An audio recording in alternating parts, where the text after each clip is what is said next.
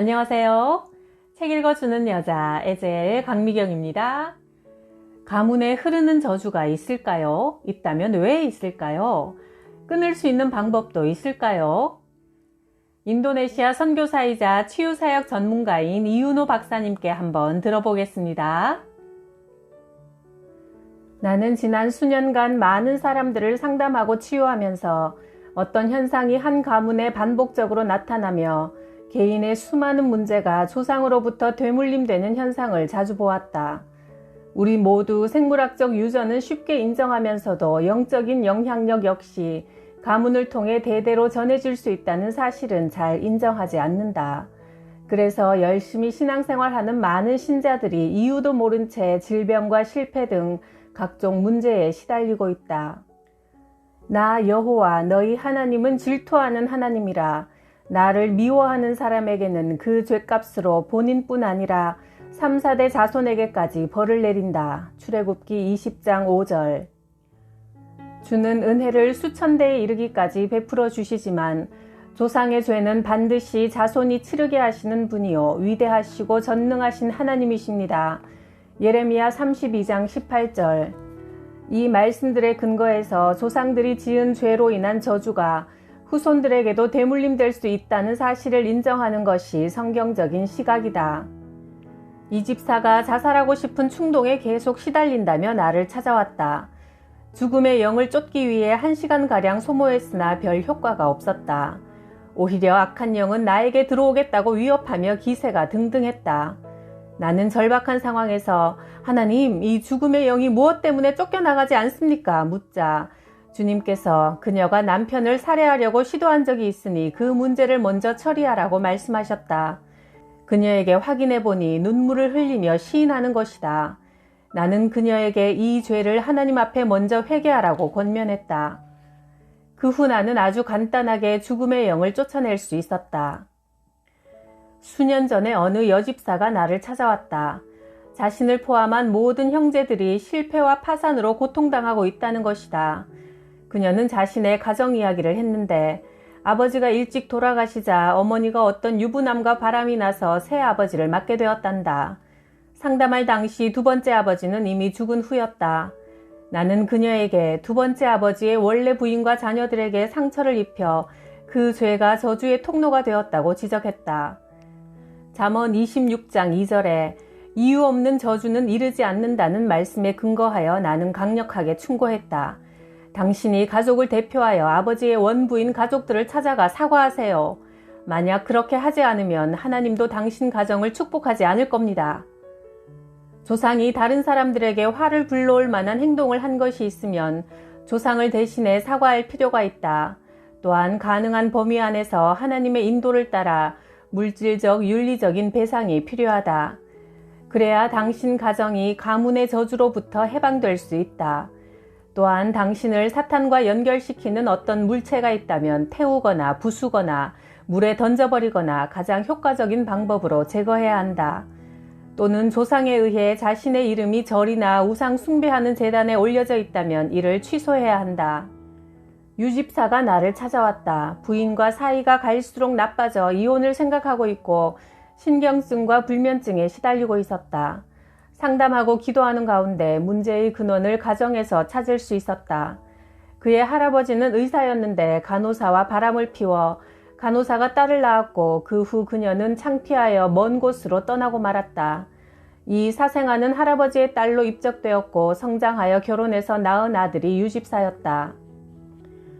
내가 서울 모 교회에서 2주 동안 치유사역 세미나를 마친 후 늦은 밤 쉬고 있는데 전화벨이 울렸다. 자기를 박 형제라고 소개한 한 청년의 다급한 음성이 들려왔다. 저는 몇 년 전부터 하나님을 저주하라는 소리가 자꾸 들립니다. 신경쇠약, 두통, 기억상실증이 너무 심해 다니던 회사도 그만두었습니다. 그와 함께 상담하면서 가정 환경을 알아보니 박 형제가 어렸을 때 부모가 이혼했는데 아버지가 다른 도시에서 근무할 때 어머니가 외간 남자들을 집에 자주 불러들였다고 한다. 다시 어머니의 가정에 대해 물어보니 외할아버지가 정부의 고위 관리였는데 여자 관계가 복잡했었고 그를 위해 기도하는 중 수많은 기생을 거느린 조상이 있음도 알게 되었다.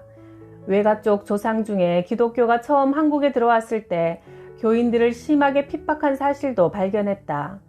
박 형제가 시달리고 있는 문제는 대부분 윗대로부터 이어내려온 것임을 알 수 있었다. 우리는 약 2시간에 걸쳐 조상들의 죄를 회개하고 악한 영들을 쫓아내는 기도를 했다. 박 형제의 경우는 내가 상담한 수백 명 중 한 예에 불과하다. 박 집사가 내게 찾아왔다. 그는 남자 형제 5 중 셋째였는데 그의 고민은 교회와 신앙생활로부터 점점 멀어진다는 것이다. 그는 하나님을 부인하고 교회 생활을 포기하고 싶은 유혹을 자주 느낀다고 했다. 예수를 언제 믿었습니까? 저는 모태신앙으로 3대째 믿고 있습니다. 그러면 다른 형제들의 신앙생활은 어떻습니까? 예, 다들 한때는 신앙생활 잘했고 교회 봉사도 많이 했지요. 그런데 목사님, 이유는 알 수 없지만 지금은 모든 형제들이 전혀 교회 생활을 안 하고 있습니다. 나는 기도와 상담 중에 박 집사의 할아버지가 전도사였는데 핍박이 너무 심해 결국 배교한 것을 알게 되었다. 박 집사 형제들의 문제는 그 후로부터 가문에 신앙을 저버리는 일이 반복적으로 나타나는 현상이었다. 한때 전 세계의 주목을 끌었던 클린턴 대통령의 성추문 사건에 대해 미국 워싱턴 포스터지는 그의 가문 전체에 중독의 역사가 있다고 보도했다. 클린턴이 4살 때부터 함께 살아온 새아버지는 알코올 중독, 이복 동생인 로저는 코카인 등 약물 중독으로 실형까지 살았고 그의 할머니는 죽기 직전까지 모르핀 중독에 빠져 있었다. 그의 어머니 버지니아도 우리 가족은 권력, 약물, 섹스 등 그 무언가에 늘 중독되어 있다고 말한 적이 있다. 케네디 가문의 저주. 이것은 1998년 뉴스위크 1월호를 장식한 표지 제목이다. 98년 1월 2일 마이클 케네디가 콜로라도주 에스핀의 스키장에서 39세 나이로 사망했다. 미국 법무장관을 지낸 그의 아버지 로버트 케네디 역시 68년 6월 민주당 대선 후보 선거운동 중 캘리포니아에서 암살당했다. 마이클 케네디의 사망은 케네디가로서는 6번째의 젊은 사망이다. 삼촌인 존 F 케네디 대통령이 63년 11월 텍사스주 댈라스에서 46세 나이로 암살당했고 아버지인 로버트 케네디는 42세에 목숨을 잃었다. 케네디 대통령 형제의 맏형인 조세프 케네디 주니어는 2차 대전 중 29세 때 비행기 추락으로 전사했다. 케네디 대통령의 여동생 캐슬린 역시 48년 비행기 사고로 28세에 사망했다. 케네디 대통령이 암살당하기 7개월 전 막내 동생 테드 케네디는 비행기 사고로 허리를 다쳤다. 마이클의 형 데이비드 케네디 역시 84년 플로리다에서 마약 과다 복용으로 숨졌다. 케네디 대통령 자신도 암살되기 3달 전 미숙아로 태어난 첫 번째 아들이 이틀 만에 숨지는 비운을 겪었다. 결론적으로 케네디 가문에는 비극적인 사건으로 요절하는 저주가 흐르고 있다고 볼 수밖에 없다. 정신과 의사이며 치유사역자인 케네스 맥콜은 조상이 당한 참상이 후손에게 전수되는 사실을 임상을 통해 입증했다. 몰리라는 환자는 물에 대한 공포증에 시달려 근처 호숫가에 나가는 것조차 두려워했다. 정신과 치료를 받았으나 효과가 없어 결국 맥콜 의사를 찾아왔다. 몰리의 물 공포증은 그녀의 삼촌이 1912년 4월 1523명의 생명을 빼앗아간 타이타닉호 재난 때 익사한 사건에서 비롯되었다. 맥콜 부부는 72년 중국에서 의료 선교사로 오랫동안 일했는데 보트를 타고 버뮤다 삼각지를 항해했다.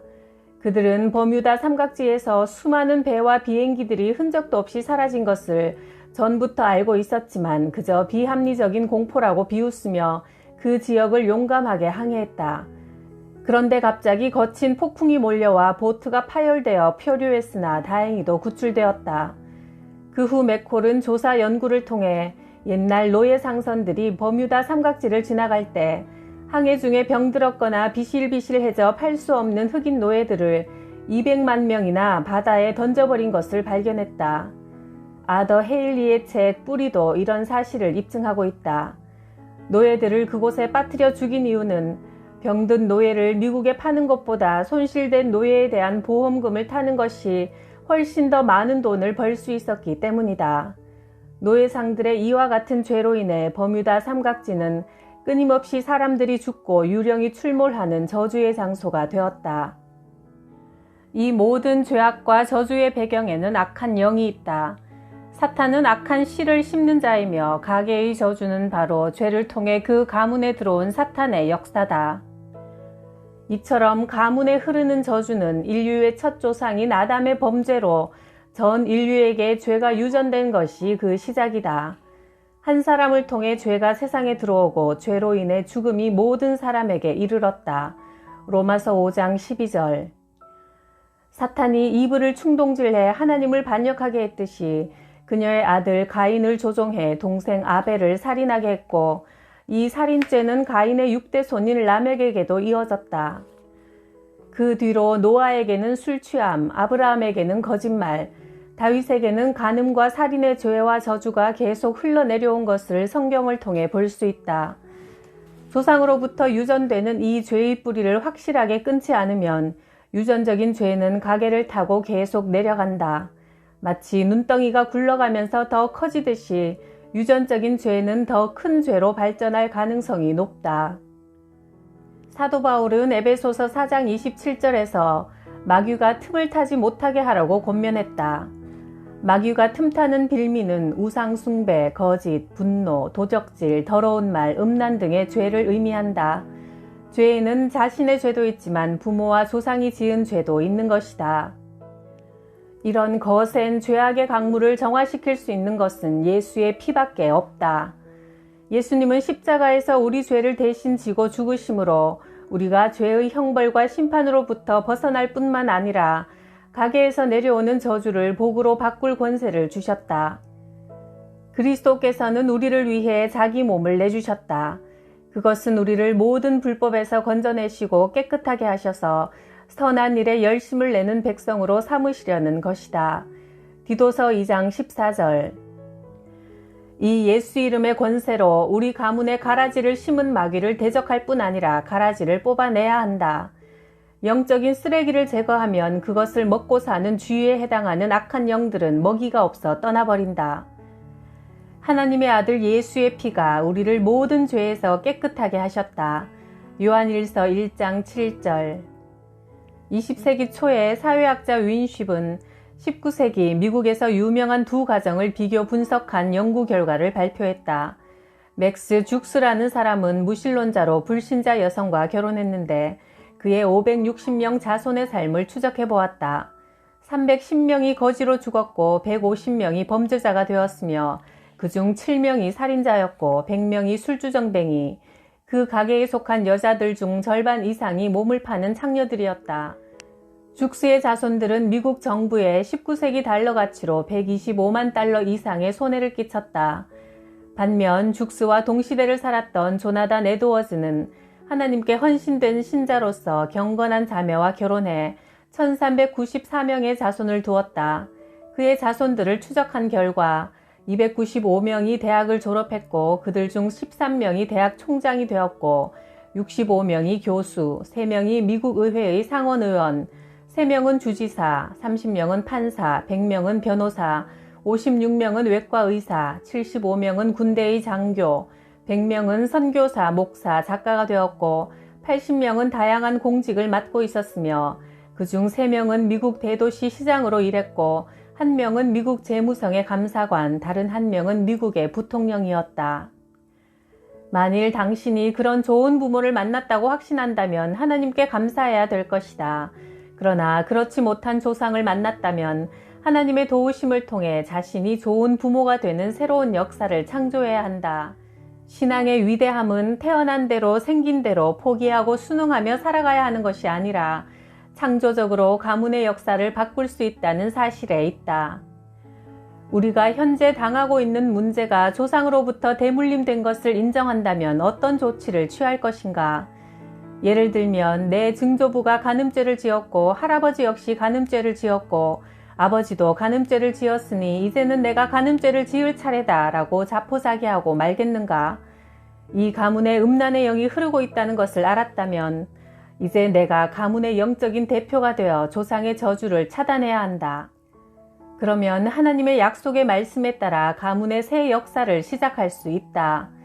내 백성이 그 악한 길에서 떠나고 스스로 겸손하게 기도하여 나를 찾으면 내가 하늘에서 듣고 그 죄를 용서하고 그 땅을 다시 번성하게 하겠다. 역대하 7장 14절. 하나님께서 이렇게 드러내주신 자신의 죄 그리고 조상의 죄가 있다면 내가 이제 가문의 대표가 되어 회개하고 이렇게 기도하면 된다. 예수님, 주님의 피로 나와 조상의 죄를 다 씻어주셔서 감사합니다. 하나님의 자녀가 된 나는 저주를 가져온 나와 우리 조상이 지은 모든 죄를 회개합니다. 우상 숭배, 미신, 잡신을 섬긴 것, 굿하고 점친 것, 사주팔자 관상을 의지하고 제사, 간음, 호색, 타인을 학대한 것, 살인, 거짓말 등의 죄를 회개하며 주 예수 그리스도를 통한 하나님의 용서와 죄 씻음을 구합니다. 예수 그리스도의 피로 아버지와 어머니 가게에서 각각 일어난 모든 죄를 씻어주옵소서. 조상의 죄가 내게 영향을 준 모든 저주를 예수님의 이름으로 차단하노라. 하나님이 나의 가정과 가문의 주인 되심을 이 시간 예수 그리스도의 이름으로 선포하노라. 앞으로 나와 나의 후손은 하나님만 섬길 것을 맹세하노라. 회개는 조상으로부터 내려오는 죄악과 저주를 차단하는 가장 효과적인 영적 무기다. 여호와여, 우리가 우리의 악과 우리 조상의 죄악을 인정합니다. 우리가 주께 범죄하였습니다. 예레미야 14장 20절. 자기 죄를 숨기는 자는 형통하지 못하나 죄를 자백하고 끊어버리는 사람은 불쌍히 여김을 받는다. 잠언 28장 13절. 미국 LA에 사는 하집사가 하루는 성령의 감동을 받고 한국에 사는 조카를 위해 기도하게 되었다. 당시 조카는 고등학교 3학년인데 야뇨증으로 시달리고 있었다. 기도 중 결혼 초 큰형님 부부가 맞벌이 때문에 조카가 할머니 손에서 성장한 것이 떠올랐다. 성령께서는 조카의 야뇨증이 할머니가 조카를 구박하고 학대한 데서 비롯된 것임을 알려주셨다. 하집사는 할머니의 죄를 대신 회개하고 할머니의 학대를 통해 조카에게 역사한 어둠의 세력을 대적하는 기도를 했다. 그리고 나서 며칠 후 한국의 큰형이 하집사에게 전화를 했는데 신기하게도 조카가 자다가 이불에 오줌 싸는 병이 사라졌다는 것이다. 한 달 후에는 다른 경사가 일어났는데 공업고등학교에 다니던 조카가 그해 11월에 있는 기술자 자격시험에 합격한 것이다. 가족들은 아들의 평소 성적이 별로 좋지 않아 합격할 것을 전혀 기대하지 않았다. 그래서 아들에게 어떻게 된 일이냐고 물어보니 시험에 내가 다 알고 있는 문제만 출제되어 합격했지 라면서 흥분을 감추지 못했다. 그동안 교회 출석을 완강하게 거부하던 아들이 교회에 나가고 싶다고 말한 것이 가장 큰 변화였다. 이렇게 당신과 당신 가정을 얽매어 놓았던 영적 쓰레기를 치웠다면 그 빈 공간을 이제 성령으로 채워주시도록 기도해야 한다. 우울 대신 기쁨을, 음란 대신 정결을, 염려 대신 평안으로 채워주시도록 기도한다. 하나님 아버지, 나와 나의 가정을 예수 그리스도의 보혈로 조상의 죄악과 저주로부터 해방시켜 주심을 감사드립니다. 이 시간 죄와 저주와 사탄이 점령했던 부분을 성령으로 채워주시기를 기도합니다. 나와 식구들 각 사람을 머리부터 발끝까지 생각과 감정과 마음과 의지를 성령으로 다스려 주옵소서. 나와 나의 가정을 의의 병기로 주님 앞에 드리니 성결케 하시고 사용해 주옵소서. 너희가 만일 성령의 인도하심을 받으면 율법 아래 있지 아니하니라. 갈라디아서 5장 18절. 주는 영이시니 주의 영이 계신 곳에는 자유함이 있도다. 고린도후서 3장 17절 말씀. 제가 아는 분 중에도 아버지가 저지른 여러 가지 죄악들을 그 사실을 전혀 모르는 아들이 마치 복사를 하듯이 그대로 따라서 짓는 것을 보고 깜짝 놀란 적이 있습니다. 그러나 이 모든 문제의 해결책과 새 출발의 기회를 예수님이 주셨으니까요. 예수 이름의 권세를 사용해서 가문의 쓰레기들 싹 정리합시다. 구독, 좋아요, 댓글로 제 마음을 시원하게 해주셔서 감사해요.